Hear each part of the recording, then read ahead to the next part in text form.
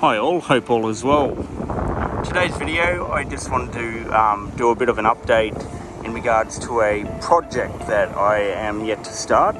However, it's just a thought process at this stage, but I thought I'd run through the basic concept of what it is that I'm trying to achieve. So as you can see here today, I'm actually down by the water. It's an absolutely glorious spot on the Queensland coast. And the reason I'm down here is purely because there is quite a few materials here that I've been chasing for this project that I'm looking at working with. So as you can see in front of me here, I've got an assortment of materials. One of the materials is actually the sand itself.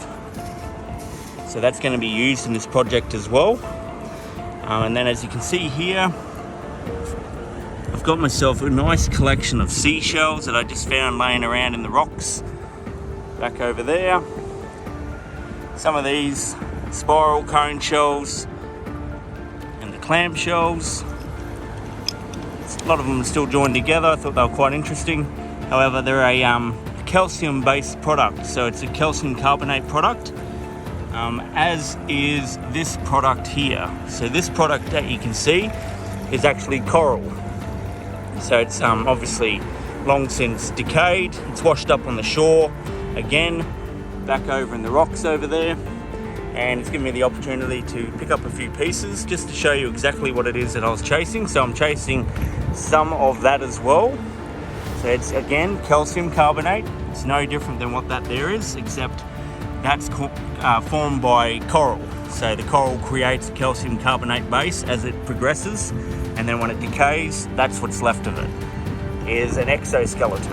It's actually very similar to these deposits that you can see here. So these deposits, they're calcium carbonate based, and from what I can figure out, it used to be a coral garden of some sort that's long since died out because the lay of the land has changed and the water levels have changed here. So there's no coral here anymore. These have all been exposed, but it's a great example of just how abundant these supplies actually are. So that there, of course, calcium carbonate, and so is this. You can see how spiky it is. It's not something you'd want to run around with on barefoot. You'd injure yourself pretty quickly. You see a lot of surfers and that have incidences where they go under the water and they can puncture, obviously, your feet, your soles of your feet, your legs and stuff like that while you're surfing if you're not careful, if you're not doing it in the right spot. And then of course I have another strange rock, this here. Now this is not calcium carbonate. This is actually amorphous silicate. So it's actually a pumice stone. So a lot of people may have seen these in the health shops. You can use it as a body scrub to exfoliate your skin, but there are many other uses for this product. It's not just for exfoliation. You can use it for health purposes as well. I won't be getting into that. I've got a separate purpose for this. Now, you may be wondering, why on earth would I gather these three materials in particular, sand included? Calcium carbonates, amorphous silicate, and sand, which is obviously an amalgamation of silicates as well.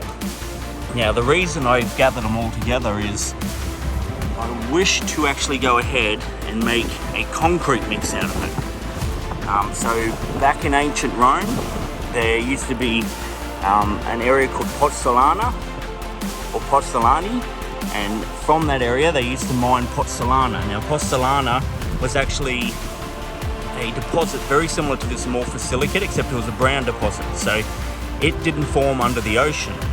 It actually formed from a volcanic eruption that was highly explosive at the surface of the earth. Now it's a little bit different than this stuff. However, the Romans used to crush it and they'd mix it with calcium carbonate and sand and gravel, and from that they used to be able to make Roman concrete, it was called.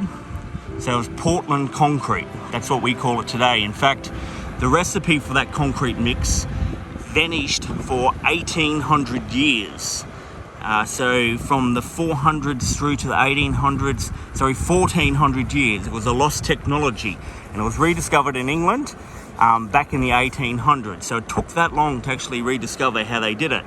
And what they do is you can crush this, and when you crush it after you've fired this, so you've got to fire this calcium carbonate at a really high temperature, and if you can fire this at high enough temperature and add water to it, you can create calcium oxide.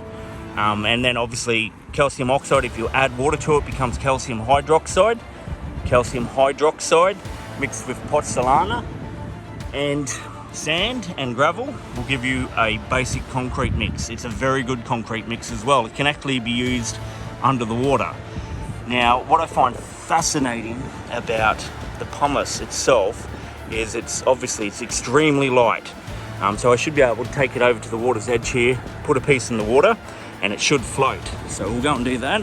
This is probably going to be embarrassing because it will probably sink, but we'll give it a crack. Yep, so as you can see there, it's actually a stone that will float on the surface of the water. Now, the reason I wanted to suggest that, and the reason I wanted to bring it up, was because of a very interesting point. And the interesting point is in regards to how this is actually created.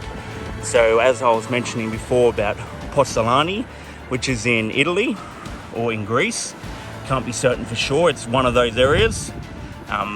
You'll have to, if you feel like correcting me in the comments, go for it. But I'm sure it is in that region of the world somewhere.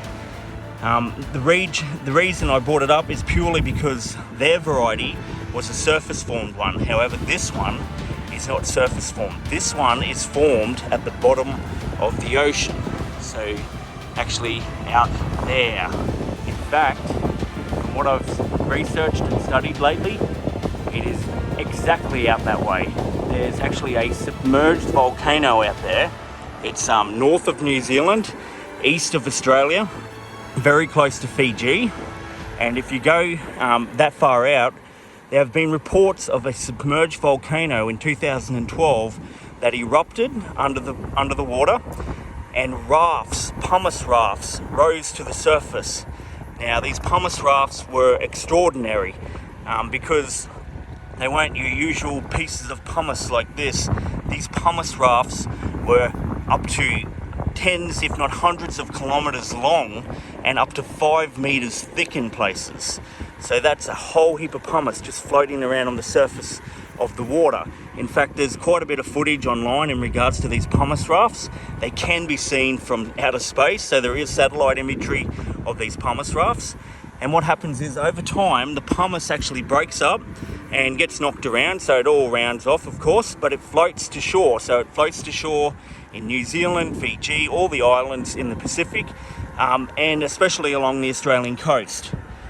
Now, this pumice here itself can be hard to find down around the water, of course, because it just floats back out to sea. So what happens is, if you go up into the tree line, you can actually locate this in the tree line. So it'll be caught up in the grass or in the roots of the trees, back up that way, for example. That's where I got this stuff from, over in those trees over there.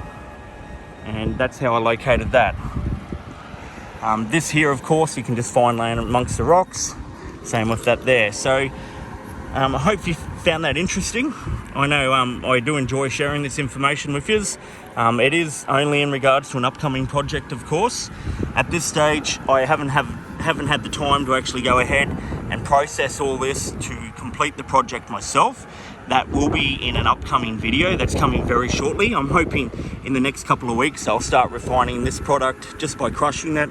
This product I'll need to fire, so I'm going to need to build a fire pit and actually have an oxygen hose running to it to force air into the fire pit to get it hot enough to actually oxidize this. And I'll oxidize the shelves as well, just so I can show you that this material and this material is the same. I'll also go ahead and I'll collect up enough sand from the beach as well, and then we'll go ahead and we'll see if we can make ourselves a mortar mix or even a concrete mix. It should be a fantastic experiment to behold. So yeah, thanks for watching. If you like this presentation, feel free to give it a thumbs up. Please subscribe. We need all the support we can get. I appreciate everyone who subscribes. If you have any questions, don't hesitate to leave a comment in the comment bar below. And other than that, thanks for watching. Cheers.